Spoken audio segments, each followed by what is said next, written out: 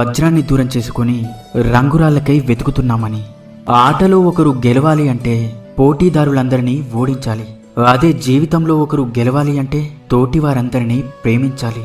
ఏ కారణం లేకుండా నిన్ను ఇతరులు విమర్శిస్తున్నారంటే నువ్వు చేస్తున్న పనిలో విజయం సాధించబోతున్నావని అర్థం. ఆ కారణంగా ఎదురయ్యే విమర్శ నీ విజయానికి నాంది అవుతుంది.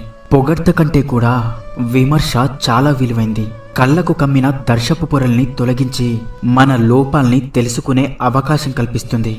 అదృష్టం కోసం ఎదురు చూడడం కంటే అవకాశాన్ని సృష్టించుకోవడమే అత్యంత సులభం. విలువ కోసం విలువలేని చోట ప్రయత్నించడం ఉన్న విలువను పోగొట్టుకోవడమే అవుతుంది.